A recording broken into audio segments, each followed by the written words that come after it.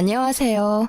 저는 얼마 전에 똥을 밟고 크게 데인 뒤에 초대박을 맞은 30대 초반의 평범한 주부예요. 똥 같은 전 남편과 이혼 후 굉장히 다른 삶을 살고 있거든요. 결혼한 지 3년 만에 이혼을 결정하게 된 사연을 글로 쓰게 되니 이상한 기분이네요. 지금의 삶에 감사한 마음으로 제 전 결혼 생활에 대한 사연을 작성해 볼게요. 저와 남편은 20대 중반에 만났어요. 당시 저는 이미 직장인 4년 차로 아버지가 보태준 돈과 제가 번 돈을 합해서 전셋집에서 살고 있었어요. 남편은 저의 알뜰한 모습에 반했다며 프로포즈를 했고 요즘 추세로는 좀 이른 나이에 결혼을 하게 됐어요. 남편은 사실 좀 무뚝뚝한 면이 있고 구두쇠 기질도 있었어요. 그래도 연애 초반에는 좀 덜했는데 결혼 후에는 점점 심해지기는 했지만 아슬아슬하게 참을 수 있는 정도였죠. 시모는 아들이 전부인 사람으로 남편처럼 구두쇠 기질이 있었어요. 그래도 연애 초반에는 좀 덜했는데 결혼 후에는 점점 심해지기는 했지만 아슬아슬하게 참을 수 있는 정도였죠. 시모는 아들이 전부인 사람으로 남편처럼 구두쇠 기질이 있었어요. 자식은 부모를 닮는다고 했나요? 그 말처럼 두 사람은 똑같이 알뜰살뜰 돈 쓰는 걸 두려워하는 사람이었답니다. 그런 시모와 저는 그다지 가깝지는 않았어요. 시모가 매번 친정과 시댁을 차별한다며 저를 나무랐거든요. 저는 외동딸이라 친정엄마에게 매달 용돈을 드리고 있었어요. 자식도 하나뿐인데 그런 거라도 챙겨드리고 싶어서 드렸던 건데 친정엄마에게만 드리기 뭐해서 시모에게도 주는 거였거든요. 그런데 그걸 매번 작은 돈 누구 코에 붙이냐며 친정엄마한테 더 주는 거 내가 모를 줄 아냐며 난리를 피우는 거예요. 아니 근데 생각해보세요. 외동인 제가 친정을 챙기는 건 당연한 것 아닌가요? 어째서 제가 제 집에 효도하는데 시모에게 그런 말을 들어야 하죠? 어쨌든 시모의 그런 언행은 시집 오고 난 뒤부터 시작됐어요. 그런 시모와 비슷하게 남편도 돈 문제로 저를 힘들게 하기 시작했어요. 제가 번 돈으로 제가 돈을 쓰는데 남편에게 허락을 맡아야 했거든요. 어차피 사야 할 생필품이지만 매번 허락을 맡아야 했죠. 이때쯤엔 부부 사이가 아니라 거의 상사와 부하 느낌이었어요. 내 돈으로 결제 맞는 더러운 그 기분 알만한 분들은 아실 거예요. 정말 짜증나거든요. 그렇다고 제가 낭비를 하는 것도 아니었어요. 진짜 맹세코 양가 어머님께 드리는 돈이 거의 60만 원 정도고 나머지는 생활비 100, 나머지는 비상금과 적금이었거든요. 제가 한 달에 쓰는 돈은 거의 20만 원도 되지 않았어요. 그런데 그마저도 많이 쓰니 적게 쓰니 쓸데없다느니 처음에는요. 저도 좋게 생각했어요. 이게 다 나중에 좋은 집에서 살고 좋은 차 몰고 다니려면 어쩔 수 없는 희생이다 라고 말이죠. 그런데 뒤로 갈수록 이게 아니다 싶을 정도로 심할 때가 있었어요. 지금 보면 그냥 그 사람은 구두쇠였을 뿐이고 더 악질적이게도 남의 돈도 자기 돈이라고 생각하고 있었던 거였어요. 제가 이 짠돌이 남편과 싸우게 된 첫 번째 사건의 계기는 바로 친정집 세탁기 때문이었어요. 친정엄마와 평소처럼 통화를 하는데 엄마가 최근에 세탁기가 고장났다고 하더라고요. 처음에는 수리를 생각했는데 오래된 세탁기라 생각보다 수리비가 너무 많이 나와서 어떻게 할까 고민 중이라고 하더라고요.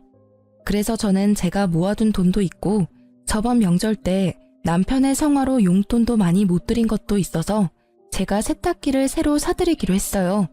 친정엄마는 걱정하셨지만 저는 제 돈이고 친정에 쓰는 돈인데 괜찮을 거라고 생각했어요. 솔직히 남편의 반응이 조금 신경 쓰였지만 지도 양심이 있으면 장모한테 못 해준 거 내가 해준다고 뭐라 하지는 않겠지 하는 생각도 있었죠. 그래서 이왕 해주는 김에 세탁기에 건조기까지 해서 드렸거든요. 친정엄마가 50견이 와서 빨래 넣을 때 너무 힘들다고 하신 적이 있어서요. 겨울철이나 장마철에도 빨래 말리기 편하니 친정엄마 집안일이 조금이라도 줄어들 거라 생각해서 선택한 거였어요. 새 세탁기와 건조기가 들어가는 날 부모님과 같이 있었는데 부모님은 무척 좋아하셨고 저는 이걸로 끝이라고 생각했죠. 남편도 모를 거라고 생각했는데 카드 내역이 우편으로 날아올 줄이야. 일부러 카드 실적 채우려고 카드로 구매했는데 남편이 그 내역을 보고는 당장 가지고 와서 따지더라고요. 여보, 이렇게 비싸게 주고 산 게 뭐야? 거의 400만 원에 가까운 돈을 주고 도대체 뭘 산 거야? 돈도 없는데 이만큼이나 돈을 썼어? 아, 그거 우리 친정에 세탁기 고장났다고 하더라고. 그래서 내가 하나 사드렸어. 사드리는 김에 건조기도 같이 해드렸어. 그러잖아도 엄마 매번 빨래 넣을 때 50견 때문에 아프다고 하셨거든. 건조기 있으면 팔도 많이 안 아플 것 같고 같이 하면 또 싸길래 해드렸어. 평소에 해드리는 것도 없고. 명절 때도 용돈 많이 못 드렸는데 이 정도면 괜찮잖아. 자초지종을 설명하면 이해할 거라고 생각했던 남편의 얼굴이 점점 험악해지는 걸 보고 저는 당황했어요. 그런 일이 있으면 나한테 이야기부터 했어야지. 당신 혼자 결정하는 법이 어디 있어? 돈 400이 그렇게 쉽게 결정할 일이야? 왜 당신은 항상 이런 큰일을 혼자서 결정하는 거야? 아니, 말이 좀 그렇네? 매번 그러는 것처럼 말하는데 이번이 처음이잖아. 그리고 쉽게 결정한 거 아니야. 나도 충분히 생각했고 필요하다는 걸 느꼈으니까 산 거잖아. 나는 당신이 왜 화를 내는지를 모르겠어. 이걸 산 게 그렇게 화낼 만큼 큰일이야? 큰일이지. 당신이 쓰는 돈은 우리 돈이기도 하다고. 상대방의 소비 규모를 파악하는 것도 중요한 일이고 지금처럼 당신이 과소비하는 일도 있으니까. 그리고 내가 화를 내는 건 당신이 처갓집만 챙겨서야. 세탁기는 우리 엄마가 쓰던 걸 처갓집에 줘도 되잖아. 차라리 우리 엄마한테 세탁기 새로 사드리는 게 나았을 텐데. 뭐? 그게 무슨 논리야? 참나, 우리 집이 거지야? 무슨 말을 그렇게 열받게 해. 왜 우리 집에 남이 쓰던 걸 써야 하는데? 그리고 내가 왜 멀쩡한 시댁 세탁기를 새로 해드려? 남이 아니잖아. 우리 엄마는 혼자 사용하고 계시니까 오래되긴 했어도 깨끗하다고. 그리고 우리 엄마라면 새로 사드려도 깨끗하게 오래 쓸 테니까 돈도 덜 들고 얼마나 좋아. 그게 뭐가 좋은 건데? 그러니까 당신 말은 우리 집은 더럽게 쓰고 어머님은 깨끗하게 써서 어머님께 새 세탁기를 해드리는 게 좋다는 이야기야? 오래 쓰면 그만큼 낡아져. 그걸 좋은 점이라고 하는 거야? 근데 좋고 나쁜 걸 떠나서 일단 기분이 더럽잖아, 기분이. 왜 화를 내? 다 아껴 쓰자고 하는 말이잖아. 그렇게 아껴야 우리한테도 도움되고. 그건 아끼는 게 아니지. 비루하게 사는 거잖아. 어차피 이렇게 하나 저렇게 하나 돈 드는 건 마찬가지야. 그리고 친정집 세탁기가 망가졌는데 시댁에 새 걸 해줘야 한다는 당신 생각이 미친 거지. 이번 세탁기 건조기는 다 내가 모은 돈으로 해드린 거잖아. 자기한테 돈 달라고 한 적 있어? 내가 알아서 다 했고 이미 집에 들어가 있고 환불 안 되니까 앞으로 이 이야기는 꺼내지도 마. 알 같지도 않은 소리를. 그래서 시댁에는 새 거 하나 안 해주겠다 이거지? 봐, 매번 똑같아. 넌 언제나 너희 집과 우리 집을 차별해. 그게 눈으로 보이니까 매번 간섭하게 되는 거야. 매번 처갓집에 새 것만 해주고 싶어서는. 그리고 넌 며느리면서 시어머니 몸 안 좋아서 골골대는 건 안 보여? 우리 엄마도 몸 안 좋아. 너희 엄마만 엄마야? 어머님 몸 아픈 걸 왜 나한테 이야기해? 아프시면 병원 가면 되지.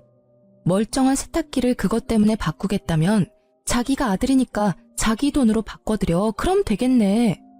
그 생각 자체가 문제라고. 처가에 네 돈을 썼으면 우리 집에도 네 돈을 써야지. 그게 진짜 차별 없이 대우하는 거 아니야? 와, 진짜 웃긴다. 그럼 양가에 돈 한 푼 안 주는 당신은 차별이 없는 거야? 그리고 차별하는 거 아니라고 분명히 이야기했어. 매번 일할 것도 없고. 이렇게 큰 금액 나간 거 이번이 처음이라고. 용돈도 양가 부모님께 똑같이 내 돈으로 드리고 있다고. 당신이 줄 것도 아닌데 왜 자꾸 나한테 뭐라고 하는데? 진짜 차별하는 게 뭔지 보여줄까? 어? 결국 반 협박이 섞인 제 말을 듣고서야 남편은 입을 꾹 다물었죠. 그렇게 사태는 마무리되는 것 같았지만 쉽게 끝나지 않더라고요. 그렇게 싸우고 며칠 뒤 시모에게서 전화가 왔어요. 네, 어머님. 어쩐 일로 전화하셨어요? 예, 우리 집 TV가 고장났는지 나오지를 않아. 와서 한번 보고 고쳐주던지 해야겠다. 시모는 항상 무언가 원하는 게 있을 때만 먼저 연락을 했거든요. 이번에는 TV를 고쳐달라거나 사달라는 것처럼 보였죠. 네, 알겠어요. 제가 남편에게 잘 전해놓을 테니 조금만 참으세요. 그렇게 저는 시모의 전화를 끊고 바로 남편에게 전화를 걸었어요. 여보, 어머님이 집 TV가 망가졌다고 전화 오셨던데 와서 봐달라고 하시는데 수리가 될까 모르겠네. 워낙 오래된 TV라. 그래서? 그래서라니. 가서 한번 봐드리고 와. 내가 가서 고쳐지는 것도 아닌데 내가 왜 가? 남편의 말에 당황한 것은 저였어요. 지금 당장 가서 고쳐주겠다고 해도 모자랄 판에 왜 이렇게 새초롬하게 구나 싶었는데 남편이 저에게 한 방 날리더라고요. 당신이 당신 돈으로 엄마네 TV 바꿔주면 되잖아. 차별하지 않는다고 했으니 그렇게 해줄 거지? 그럼 너는 뭘 해줄 건데? 뭐? 내가 왜 해줘야 되는데? 당신이 알아서 하라니까. 그게 차별하지 않는 거지. 장난치는 것도 정도가 있거든? 야, 친정집 세탁기 고장났을 때 네가 돈 한 푼이라도 냈어? 땡전 한 푼 보태준 적도 없으면서 뭐? 나더러 시어머니 TV까지 해내라고? 네가 친정집에 뭐라도 해주면 나도 해줄게. 그러니까 뭐 해줄 건데? 너 해주는 거 봐서 시댁에 해준다니까? 내가 돈 한 푼 안 냈다고 잔소리하지 말라고. 나는 아끼자고 분명히 이야기했잖아. 그런데 그만큼 큰 돈을 나랑 상의 없이 쓴 건 분명 당신 탓이지. 왜 나한테 화살을 돌려? 당신 돈으로 처가에 뭔가를 사줬으면 똑같이 당신 돈으로 시댁에도 사줘야지. 몰래 처갓집에만 가전 사주고 이러는 거 그게 처갓집이랑 시댁 차별하는 거 아니야? 말도 안 되는 말을 논리적으로 하려고 애쓰는 미친 남편 놈을 보며 저는 화를 꾹 누르며 맞받아쳤어요. 아, 그래. 그럼 이렇게 하면 되겠네. 우리 친정집에 TV가 오래되긴 했지만 자주 안 보셔서 깨끗하고 잘 나와. 그러니까 그거 어머님 드리고 친정집에 새로 TV 사드리면 될 것 같아. 괜찮은 생각이지. 얼마 전에 당신이 생각해낸 획기적인 아이디어잖아. 남편의 되먹지 못한 발언에 열받은 저는 남편에게 들었던 말 그대로 돌려줬어요. 그랬더니 이번에는 말도 안 하고 가만히 듣고만 있더라고요. 자기가 했던 이야기를 입장 바꿔 들어보니 어이없는 일이라는 걸 깨달았던 거죠. 어때, 기분이? 좋은 생각이라는 생각이 들어? 직접 당해보니까 진짜 어이없고 열받지 않아? 있지. 당신이 돈 아끼는 건 알겠는데 남의 돈으로 대리효도하는 짓은 하지 말자. 같이 살고 있는 사람 기분 나쁘게 만들 필요는 없지 않아? 결국 남편은 제 물음에 답하지 않고 시댁 TV 일은 자기가 해결하겠다고 하고 전화를 끊었어요.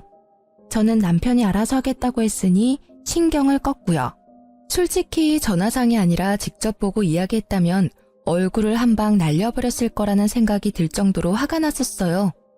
이후에 시댁을 갔다가 깜짝 놀라 혀를 찰 수밖에 없었어요. 남편이 시댁에 사놓은 TV를 봤거든요. 그건 중고였어요. 한눈에도 오래돼 보이는 그런 누런 TV는 절대로 비싼 돈 주고 사오지는 않았을 것 같더라고요. 화면이 나오기는 하는데 예전 고장난 TV보다 연식이 더 오래된 제품이었죠. 저는 고개를 절레절레 흔들 수밖에 없었어요.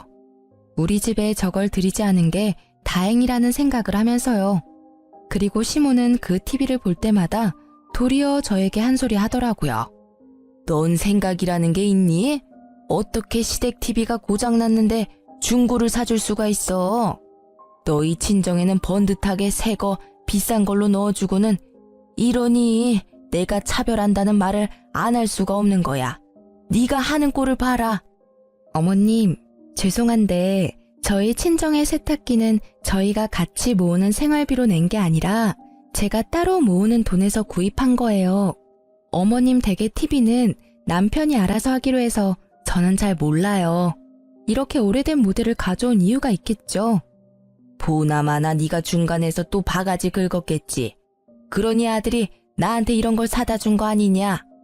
그리고 처갓집에 좋은 걸 해줬으면 시댁도 좋은 걸로 바꿔줘야 형평성에 맞는 거 아니니? 이 집안에 시집 와서는 여전히 친정에 마음을 두고 있으니 객식구밖에 더 되는 거 아니겠니? 자식은 부모 닮는 게지. 네가 이 모양인 걸 보면 네 부모님 교양도 눈에 훤하다 훤해. 그러니까 저한테 말씀하셔도 저는 모르는 일이고 남편이 다 알아서 한 일이에요. 그리고 저는 어머님께 따로 제 월급에서 용돈도 드리고 있는데 이런 문제는 남편이 해결하는 게 맞죠. 저한테 돈 맡겨두신 것도 아니시잖아요. 쥐꼬리만한 용돈 준다고 아주 유세를 떠는구나. 얼마나 똑똑한지 시어머니 말에 한마디도 빠짐없이 말대꾸하며 제 남편 우습게 보는 말까지 하고. 아유, 내가 며느리를 잘못 들였지 잘못 들였어. 저는 시모가 왜 저한테 이러는지 이해가 안 가더라고요. 아니, TV를 중고로 사다 준 건 남편인데 왜 저를 혼내는 거죠? 그렇지만 남편이 사준 거라고 했더니 그 뒤에 그 이야기를 더 하지는 않았어요. 그렇게 이야기가 잘 정리되나 싶었는데 그리 쉽게 되지는 않더라고요. 남편의 구두쇠 기질은 날이 갈수록 더 심해졌어요. 그리고 그만큼 저도 시달리는 일이 많았죠. 물티슈 쓰는 것부터 물 사 먹는 것까지 간섭하며 저를 낭비하는 사람처럼 몰아가더라고요. 그래도 마음을 다잡아보려 했는데 더 큰일이 터져버리고 말았어요. 그날은 주말이라 오랜만에 부부둘이 같이 느긋하게 시간을 보내고 있었어요. 평소에는 둘 중 한 명이 야근으로 늦는 일이 많아 서로 얼굴 보기가 쉽지 않거든요. 늦잠을 자고 일어나려는데 전화가 울리더라고요. 친정엄마였어요. 여보세요? 엄마, 무슨 일 있어? 목소리가 왜 이렇게 갈라졌어? 얘, 어떡하니? 네 아빠 상태가 위독하대. 의사 말로는 오래 못 갈 거라고 하는데? 상태가 그렇게 많이 안 좋대? 좋은 약이라도 좀 써보라고 내가 의사쌤한테 말해볼게. 이미 그 단계는 이미 지나서 효과가 없을 거라고 말하더라. 그래도 원하면 써보긴 할 텐데 지금은 의미가 크게 없다고. 그래서 이렇게 손 놓고 기다려야 하는 거야? 좋아지기를 바라지만 아무리 봐도 상태가 안 좋아.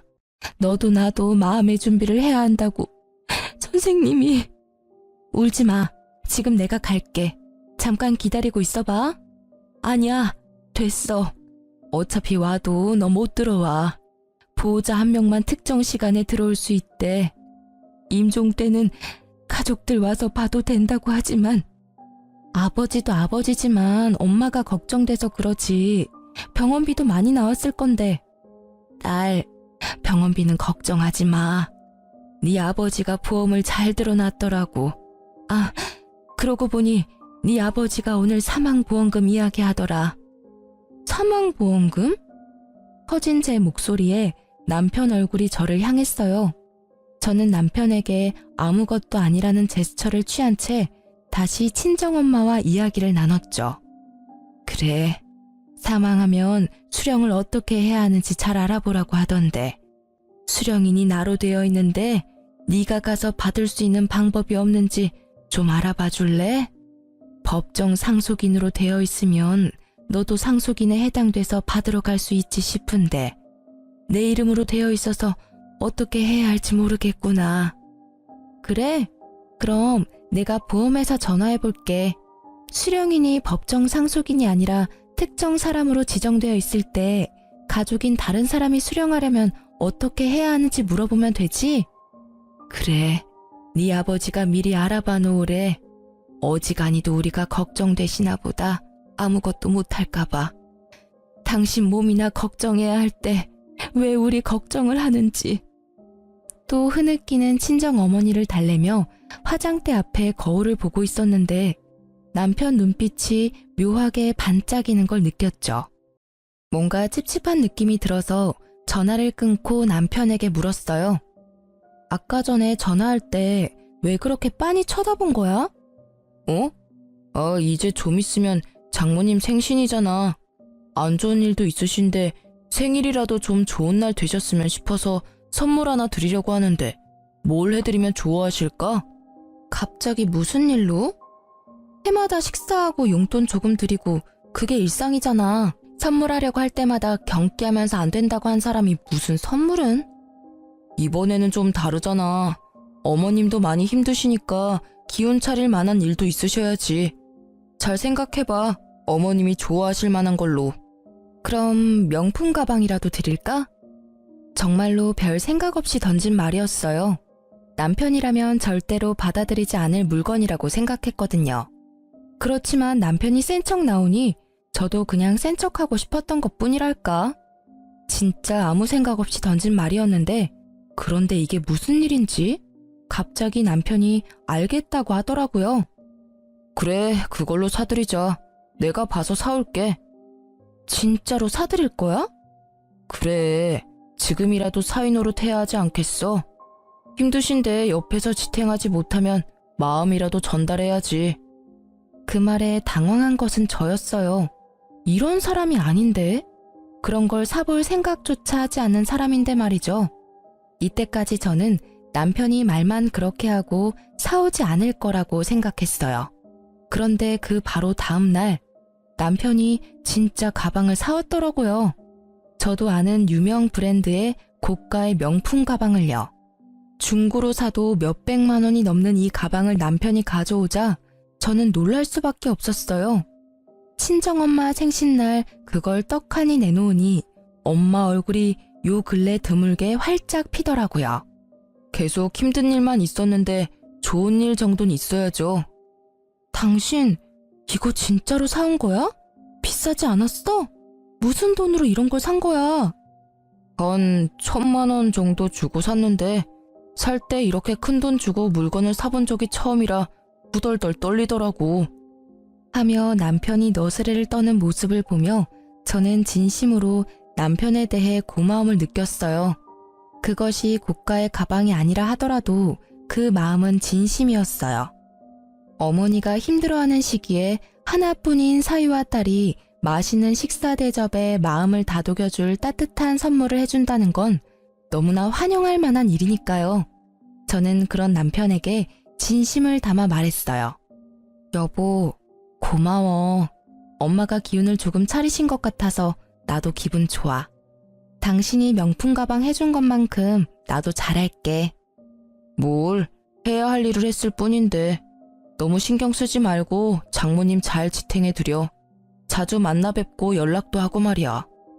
그렇게 친정엄마 생신이 훈훈하게 끝나는가 했는데 그 다음날 시모에게서 시댁으로 오라는 연락을 받았어요. 무슨 일인가 하고 갔더니 시모가 노발대발하며 저를 잡아먹을 것처럼 노려보더라고요. 네가 네 남편을 어떻게 요리를 했길래 그런 비싼 가방에 돈을 들이도록 만들었어? 어? 말해봐. 네가 뭐라고 시켰으니까 나한테는 생전 선물도 안 해준 명품 가방을 처갓집에다 갖다 바친 거 아니야. 차별한다 내가 말했지만 이렇게 티가 나도록 나를 무시할 줄은 몰랐구나. 알고 보니 저희 엄마 카톡 프로필이 수정된 걸 보고 시모가 개거품을 문 거죠. 사위가 선물해준 가방. 그리고 사진에는 선물 받은 가방 사진이 떡하니 있었죠. 저는 당황했어요. 사실 처음에 뭘 사줄까 하고 물었을 때 명품 가방이라고 대답한 건 저였으니까요. 솔직히 진짜 사올 줄 누가 알았겠어요. 그러니 저도 시모에게 미안한 마음이 들더라고요. 어머님, 진정하세요. 그 가방은 저희 어머니 생신 선물로 이이가 선물해준 거라. 어머님 생신 때는 제가 예쁜 걸로 사드릴게요. 생일까지 어떻게 기다리니? 그리고 너희들 진짜 이러는 거 아니다. 내가 돈 때문에 명품 가방 때문에 이러는 거 같지? 아니야. 이런 사진 보면서 남편 없는 내 신세가 서럽고 자식이며 며느리한테도 홀대받는 내 인생이 불쌍해서 아이고. 말릴수록 더 심하게 과장되게 울고불고 하는 시모를 남편은 팔을 잡고 끌고 나가려고 했어요. 어머니, 잠깐 나가서 이야기해요. 조용한 데서 이야기 좀 하자고요. 놔, 내 전연한테 직접 들어야겠어. 너를 어떻게 구워 삶았길래 제발요. 따라오세요.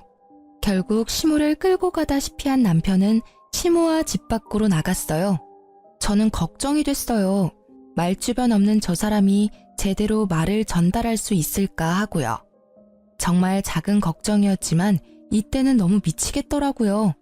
말 한마디에 진짜 시모의 분노를 살 수 있으니까요. 그래서 몰래 저도 나가서 이야기를 들으려고 했는데 마침 베란다 문이 열려 있더라고요.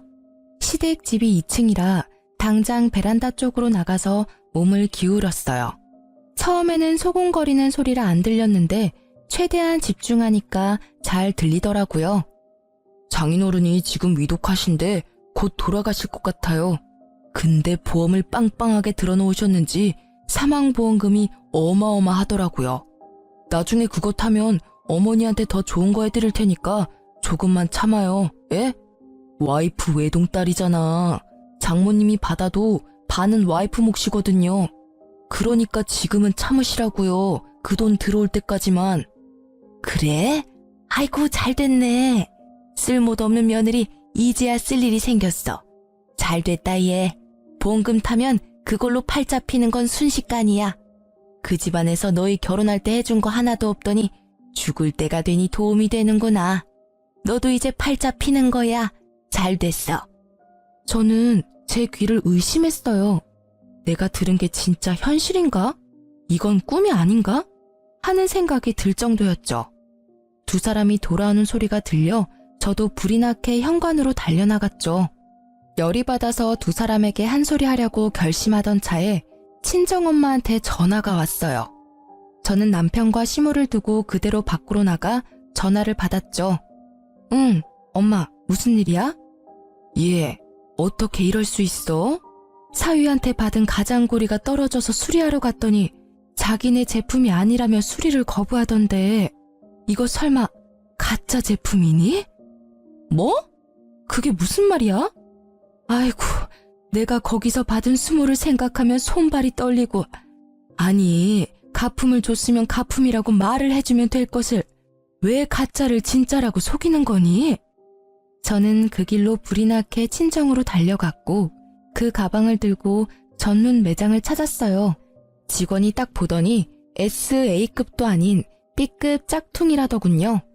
저도 친정어머니도 명품을 직접 본 적이 없으니 그게 가짜인지 진짜인지 알 길도 없었던 거고요. 실망한 친정어머니를 달래는 저는 수치스러움과 분노로 머릿속이 가득 찼어요. 이혼.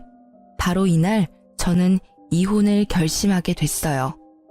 막대 먹은 무개념 짠돌이 남편과의 이혼을 말이죠. 그리고 저는 그 나쁜 놈과 아버지를 모욕한 시모에게 복수를 계획했어요. 지들이 했던 대로 아주 치사하고 더럽고 열받는 복수를 말이죠. 이후로 저는 대놓고 시댁과 친정을 차별하기 시작했어요. 좋은 것이 있으면 무조건 시모가 있는 데서 친정에 해줘야겠다고 이야기하고 제가 모은 돈을 털어서 친정에 바리바리 먹을 것, 입을 것, 가전제품 같은 것들을 해다 줬어요. 남편과 시모가 볼 때 더 많이 해드렸죠. 시모에게 이보다 더 크게 열받는 일이 있을 수 없고 남편은 유산 때문에 꾹 참고 있는 게 보였죠. 그래도 본인도 참기 힘들었을 거예요. 말하고 싶은 걸 참느라 힘들어 보였거든요. 그치만 이제 짠돌이가 힘들어하든 말든 제 알 바 아니죠. 무개념 막말 시모는 결국 참지 못하고 제게 한 소리 해댔어요. 이게 보자 하니까 친정집에는 발길 좀 끊으랬더니 매번 왔다 갔다 하며 이거 사주고 저거 사주고. 너는 이 시댁 식구들은 보이지도 않냐? 이렇게 대놓고 사람 차별하고. 자식은 부모 닮는 법이야. 네가 그러면 네 부모가 욕 얻어먹는 건 당연한 이치지. 어디 가서 우리 집 며느리라고 하지 말거라. 네, 차별하는 거 맞고요. 저는 외동딸이라 저희 친정집 식구도 소중해요. 어머님네는 아들이 셋이나 되는데 챙겨줄 사람도 그만큼 많잖아요. 그런데 저희 집은 저 하나뿐이거든요. 제가 아무리 친정을 챙겨도 어머님네 새형제가 챙기는 것보단 덜하겠죠. 안 그래요? 시모에게 아들 셋은 자신과 똑같은 구두쇠들 셋이었거든요. 그러니 용돈도 저만 드리고 있었고 나머지 형님들은 용돈 자체도 드리지 않더라고요. 그러니 제가 친정에 해주는 것들이 부러울 법도 했던 거죠. 그래서 힘껏 빈정거려줬어요. 그것도 아들 못 낳은 너네 엄마 팔자지. 그럼 아들을 든든히 낳았어야지. 이렇게 남의 집안 며느리로 들어온 딸에게 이거 사달라 저거 사달라. 너희 집안도 참 사람들이 베어먹지를 못했어. 결국 친정집을 걸고 넘어지는 시모에게 저는 대놓고 두 아주버님 흉을 좀 봤어요. 아, 그래서 어머님은 두 아주버님한테 잘 대접받고 계시나요? 연락도 자주 안 하시는 것 같던데. 형님들도 연락 없으시잖아요. 하긴 그것도 어머님 팔자시죠. 어머님이 매번 자식은 부모 닮는다고 하셨는데 그 말이 딱 맞네요. 두 아주버님도 어머님을 똑 닮으셔가지고 참 야무지세요. 그죠? 뭐? 인연이 이거 아주 못하는 말이 없네. 이제 막 가기로 결정한 거니? 이 싸가지가 없는 년, 막 떼먹은 년.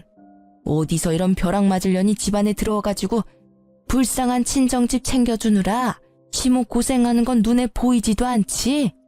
네 남편을 본받아 장모 눈치 보느라 그 비싼 가방까지 해주고. 가방 이야기에 빡친 저는 웃으며 시모에게 말했어요. 저도 가방 사드릴게요. 그럼 됐죠? 그리고 며칠 뒤 시모의 생일날 저는 정말로 가방을 샀어요. 물론 짝퉁으로요. 생일날 그 가방을 받고 좋아하는 시모의 얼굴에 어찌나 기분이 좋던지 조만간 그 얼굴이 일그러질 걸 생각하며 저는 싱긋 웃었어요. 남편놈은 본인이 장모에게 해준 가방 때문에 제가 시모에게 가방을 선물해줬다고 생각하고 있더라고요. 뭐 반쯤은 맞는 말이었죠. 짝퉁 선물에는 짝퉁 선물로. 저는 얼른 그게 가짜라는 걸 알아차리도록 하기 위해서 일부러 시모의 가방 지퍼 부분을 잡고 확 뜯어버렸어요. 시모에게 수리를 하셔야 할 것 같다고 구매처 장소까지 똑똑히 알려드렸죠. 그리고 며칠 뒤 수리하러 갔다 씩씩거리며 집으로 돌아온 시모의 모습에 저는 시치미를 뚝 떼고 앉아 있었어요. 너 나한테 감히 가짜를 줬어? 어떻게 할 거야? 그 명품점에서 내가 이런 수치를 당하고. 예, 너 네 와이프가 나한테 가짜 가방을 준 거 알고 있었니? 당신 뭐 하는 짓이야? 어머님 생신에 가짜 가방을 선물하면 어쩌자는 거야? 진짜 개념도 없고 생각도 없구나. 내가 장모님께 해준 게 얼만데 이런 식으로 은혜를 원수로 갚아. 은혜 같은 소리하고 자빠졌네. 야, 다른 사람은 다 나 욕해도 당신이랑 어머님은 나 욕하면 안 되지. 당신이 했던 짓이 있는데 나를 탓하는 건 웃기지 않아? 뭐라는 거야 얘가? 어머님, 모르셨어요? 댁의 아드님이요. 장모한테 B급 가짜 가방을 줬더라고요. 생신 선물로요. 그래놓고는 명품 가방이라고 속이고는. 그래서 저도 어머님한테 똑같이 드린 거예요. 저희 어머니가 받았던 것처럼 짝퉁 가방으로요. 아드님이 뿌린 대로 거둔 거니까 불만은 없으시죠? 그거 언제 알았어? 아니, 그건 다 이유가 있어서. 그 이유는 알고 싶지도 않아. 짝퉁? 그것도 괜찮아. 처음부터 가짜라고 이야기했으면 차라리 나았어. 돈 없지만 다음에는 진짜를 사주겠다고 이야기했다면 우리 형편에 아쉽지만 어쩔 수 없다며 좋게 넘어갔을 일이지. 그런데 당신은 그걸 숨겼어. 아니, 거짓말을 했지. 1,000만 원이 넘는 가격으로 산 것처럼 사기를 쳤어. 자기 장모한테 말이지. 이 사기꾼. 서슬퍼런 제 모습이 처음인지라 남편과 시모는 놀란 눈치였어요. 그런 남편의 모습에 저는 한 방 더 먹여주기로 했어요. 그리고 한 가지 더 말해주는데 그 일 덕분에 우리 엄마가 괘씸해서라도 나한테는 아버지 보험금 안 주겠대. 어차피 지정수령이니라 엄마한테 다 가는 거라 나는 한 푼도 못 받는다고. 뭐? 그게 무슨 말이야? 당신도 법정 상속인인데 왜 못 받아? 나도 몰라? 아니면 우리 엄마한테 직접 물어볼래? 진짜로 안 줄 생각인 건지. 남편 놈이 진짜로 급했는지 친정엄마한테 곧바로 전화를 걸더군요. 그 탐욕 가득한 눈빛이 어찌나 한심하던지. 물어보랬다고 그걸 전화하는 저 뻔뻔함에 치를 떨었죠. 어머님, 저 한 가지만 여쭙겠습니다. 혹시 와이프는 장인어른 사망보험금 못 받습니까? 그래, 자네는 우리 집을 뭐라고 생각하는 겐가? 자네 장인 사망보험금은 이 집에서 알아서 할 일이야. 자네가 신경 쓸 일 아니지. 나는 지금 자네에게 크게 실망했어. 이런 무례한 전화도 그 중에 하나지. 더 이상 할 말 없으니 이제 더 이상 나한테 전화하지 말게. 미리 친정엄마와 계획해둔 거였어요. 아버지의 사망보험금이 사라진다면, 내 몫이 사라진다면 이 짠돌이가 어떻게 나올까 하고, 아마 분명히 높은 확률로 제가 바라던 말을 해줄 거라고 생각했어요. 그리고 제 예상이 맞았어요. 남편의 절박하던 얼굴은 금세 뻔뻔하게 바뀌더라고요. 그 얼굴에는 미안함도 부끄러움도 없었어요. 당신이 사망보험금 못 받는다면 나랑 같이 살 필요 없어. 우리 이혼해. 짠돌이 남편 싫다며. 매번 차별 운운하는 시어머니도 싫고. 그럼 됐잖아. 그냥 이혼하자. 그래, 너 잘 생각했어. 애도 못 가져. 처갓집이랑 차별도 하고. 이런 못 사는 집 딸보다 더 좋은 여자 이 나라에 널리고 널렸어. 위자료나 듬뿍 받아내라. 두 사람의 말에 저는 속으로 비웃었어요. 지금 부부가 같이 사는 집도 제 명의로 된 전셋집이고, 그마저도 결혼 중에 마련한 게 아니라 제가 처녀 시절부터 마련해서 온 것인데, 지들 위자료 받을 생각으로 가득하더라고요. 이혼 소송할 거지? 어차피 합의 이혼은 안 될 것 같으니까. 나는 당신이 유책 배우자라고 생각하고 그렇게 증거 모을 테니까 위자료는 아마 당신이 내야 할 거야. 그게 무슨 소리야. 위자료는 당신이 내야지. 나는 이미 어머님이 나한테 한 막말들 다 녹음해놨어. 카톡 대화 내용도 다 찍어놨고. 제 말에 심오한 남편은 그제야 꿀먹은 벙어리가 되더라고요. 그 뒤에 남편은 자기가 불리해질 것 같으니 뒤늦게 울며 불며 인정에 호소하며 매달렸지만 저는 냉정하게 뿌리쳤어요. 보험금 못 받는다니 냉큼 이혼하자던 놈이 이제 와서 무슨 낯짝으로 다시 매달리는지. 결국 이혼 소송은 역시 저의 승리였어요. 그리고 그 판결 이후 친정아버지가 돌아가셨죠. 친정엄마는 이혼한 제게 사망보험금의 반을 나눠주고 저는 보험금과 위자료, 전세금을 합해서 아주 좋은 집을 계약했어요. 그렇게 4년이 흘렀어요. 이미 저는 좋은 남자를 만나 재혼에 성공한 상태였죠. 내심 이번에는 절대로 짠돌이와 만나지 않으려고 조심 또 조심했는데요. 그렇게 만난 게 현재 남편이에요.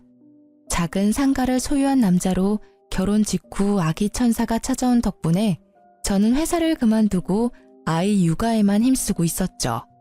그러다 아이를 어린이집 보내고 남는 시간엔 남편 상가에 가서 일을 조금씩 도와주고 있었어요. 그리고 어느 날 남편 건물에 청소 여사님 면접을 보기로 해서 아기를 안고 건물 관리실로 들어갔어요. 그 안에는 면접을 보기 위해 온 연세 지긋해 보이는 여사님들이 계시더라고요. 그리고 고개를 돌리다가 저는 익숙한 얼굴과 마주쳤어요. 바로 전시모였어요. 전시모는 제 모습을 보더니 제가 이곳에 면접 보러 온 줄 아시더라고요. 아이고, 어디서 남자 하나 꼬셔서 애 낳고 살고 있니? 세상에, 이런 청소하는데 올 정도면 네 팔자도 망한 거나 다름없구나. 여자 팔자는 남자를 잘 만나야 펴는 법인데 네가 만난 남자가 얼마나 못났으면 이런 데를 와? 우리 아들이랑 헤어지고 어떻게 사는지 척보니 알만하구나. 그러게 왜 그 난리를 치며 이혼까지 해가지고는 내가 무어라 말하기 전에 먼저 치고 나오더라고요. 저는 아무 말 없이 그냥 듣고만 있었어요. 그냥 웃겼어요. 자기 처지도 모르고 여기 와서 잘난 체 하는 게 제 무덤 열심히 파고 있는 모양이더라고요. 그래도 애는 하나 낳아줬나 보네. 우리 애가 너한테서 애 보기 싫어서 애를 안 가진 거 아니니? 잘했지. 애라도 있었으면 얼마나 울고 먹었을 거야. 애 있다고 양육비 내놓으라 어쩌라 했겠지. 애가 없는 게 얼마나 다행인지. 아무 말 없는 거 보니 너도 네 처지가 부끄럽긴 한가 보네. 그렇게 말하던 전시모의 눈이 제가 들고 있던 가방을 향하더라고요. 남편이 사준 브랜드 제품 가방이었는데 그걸 보고 피식 웃더라고요. 나쁜 버릇 또 나왔구나. 청소나 하러 다니는 주제에 가짜 명품 가방을 들고 다니니? 나한테 짝퉁 가방 선물할 때부터 알아봤어. 그것도 가짜지? 줘봐. 그때 내가 당한 수치를 생각하면 지금도 화가 가라앉지를 않아. 그러면서 제 가방을 뺏어갔어요. 가방을 험하게 다루며 상처를 내길래 제가 말해줬어요. 그거 가품 아니고 진품이에요. 이미 가죽에 기스가 났네요. 수리 비용 주실 거죠? 이거 수리 안 되면 하나 통으로 사주셔야 하는데 그 정도 능력은 있으신 거겠죠? 하긴 아드님이 셋이나 계시는데 그 정도 돈 없겠어요? 제가 차분하게 웃고 있으니 전시모도 약간 이상하게 생각한 듯 하더라고요. 제 가방이 바닥에 내팽겨쳐질 때 마침 관리실 문이 열리면서 관리 직원이 인사를 하러 나왔죠. 아이고 사모님, 왜 거기서 계세요? 여기 안쪽으로 와서 앉으세요. 사모님? 저는 전시모가 바닥에 떨군 가방을 들어 먼지를 툭툭 털어냈죠. 고개를 드니 전시모의 얼굴이 새하얗게 질린 게 보이더라고요. 그제야 상황 파악이 된 것 같더라고요. 제가 일하러 온 사람이 아니라는 것과 자신이 던져버린 가방이 가품이 아닌 진품이라는 걸요. 네, 제가 사모님이고 오늘 이 건물 청소 여사님 구하는데 지금 남편이 면접 좀 봐달라고 해서 온 거예요. 일단 한 분씩 안쪽 방에서 면접 볼게요. 저희는 연이 있으니 먼저 면접 봐드릴게요. 안으로 들어오세요. 저와 전시모가 관리인 방으로 들어갔어요. 따라오지 않을 줄 알았던 시모가 놀라서 그런지 아무 생각 없이 순순히 따라 들어오더라고요. 저희는 가족처럼 함께 일할 여사님을 구해요. 월급도 근처 분들보다 더 쳐드릴 건데 그만큼 열심히 해주셔야 되고요. 개인적으로는 꼭 맡아서 해주셨으면 좋겠어요. 이제껏 알뜰하게 사시는 걸 제가 잘 봤잖아요. 우리 건물도 그렇게 알뜰살뜰 잘 꾸려서 청소해 주실 것 같아서요. 제 말에도 아무 대답을 하지 못하더라고요. 불과 5분 전과는 정반대인 상황이 너무 웃겼어요. 그리고 그 사색이 된 표정에 통쾌하기도 했고요. 절 괴롭힐 때는 보지 못했던 얼굴이 너무 속 시원했어요. 그런데 전 남편은 뭐 하는 사람인지 모르겠네요. 대체 뭘 하고 다니길래 늙은 노모를 일하러 여기까지 보냈대요?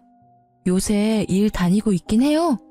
혹시 여전히 너무 알뜰하게 살아서 연세 드신 어머니 밖으로 일하러 보낸 걸까요? 뭐든 적당히 해야 하는 법인데 말이에요. 아들이 셋이나 계신 분이 이런 데서 일한다 그러면 사람들이 욕할지도 모르겠네요. 걱정해주는 척 폭탄을 날리며 비웃자 전시모는 자존심이 상했는지 화난 얼굴로 벌떡 일어나더라고요. 내가 이딴 곳에서 일할 줄 알아? 절대 안 할 테니 그리 알아. 저도 채용할 생각은 아니었어요. 받아들인다면 두고두고 갑질 제대로 할 생각이었는데 알아서 빠져나가더라고요. 나중에 전시모가 왜 여기까지 오게 됐는지 주변 사람들에게 물어보니 아들이 셋이나 되는데 아무도 용돈 주는 자식이 없대요. 제가 있었을 때는 제가 드리는 용돈이 유일했던 것 같더라고요. 그렇게 자식 셋이 전부인 것처럼 굴더니 결국 용돈도 주지 않고 왕래조차 잘 안 한다고 해요. 본인이 뿌린 씨앗, 본인이 거둔 거죠. 그렇게 구두쇠같이 굴었으니 자식들도 똑같이 그렇게 큰 거죠. 그리고 며칠 지나지 않아 전 남편이 건물로 찾아왔더라고요. 저는 시모가 건물에 해코지하지 않을까 매일 나와보고 있었기에 그 사람이 왔을 때 딱 마주쳤죠. 너 잘 만났다. 야, 너 나한테 사기를 치고 이혼을 해? 너 보험금 못 받는다더니 다 받아 처먹고 나한테는 거짓말을 해? 왜 그게 잘못됐어? 나도 내 재산 지킬 필요가 있어. 네가 욕심내서 우리 아버지 보험금 노리는 거 모를 줄 알았어? 간도 크지. 어떻게 와이프 아버지 사망보험금을 노려? 그래, 그거 내가 탔으면 또 그 집구석에서 구워 삼겨지고 있었겠지. 정말 불행 중 다행이었어. 뭐? 이게 말이면 다인 줄 아나? 야, 이딴 작은 상가 하나 가지고 있다고 무서운 줄 모르나 본데 나는 니년 절대 용서 못해. 나한테 거짓말하고 이혼한 거니까 사망보험금은 토해내야지. 그게 맞는 거잖아. 그게 왜 맞는 말이야? 그리고 그걸 내가 왜 토해내? 아버지 사망보험금은 엄밀히 따지면 우리 엄마 거야. 그리고 이 건물? 이거 내 거 아니야. 내 남편 거지. 그러니까 남편 불러서 법적 대응하기 전에 얼른 꺼져. 앞으로 이 근처 얼씬거리지도 마. 알아들었어? 이 찌질아. 건물이 남편 거라는 이야기에 전 남편은 사색이 돼서는 말 한마디 못하고 나가더라고요. 아니, 와이프 아버지 보험금 못 받는다는 이유로 이혼하자고 했던 놈이 다시 찾아와서 이럴 줄은 상상도 못했어요. 정말 찌질함의 끝을 보여준 더러운 놈이었어요. 그 일이 있고 나서는 찌질한 전 남편을 본 적은 없었어요. 재혼한 남편이 제 이야기를 듣고는 눈에 불을 켜고 건물을 지키고 있거든요. 그래도 찌질이와 헤어지고 좋은 남자 만나서 다행이라고 생각해요. 지금 남편은 저희 친정에 너무 잘해줘서 가끔 미안할 정도거든요. 우리 집이나 시댁에서 뭔가를 사면 꼭 친정에도 사드리자며 먼저 권하니 제가 도리어 마다할 정도예요. 솔직히 우리 집에 너무 잘해주니까 저도 자연스레 시댁과 남편에게 더 잘하게 되더라고요. 뿌린 대로 거둔다는 말이 틀린 게 없네요. 이제 든든한 남편과 알콩달콩 잘 살아볼 거예요. 글 읽어주신 분들 모두 감사하고 행복하세요.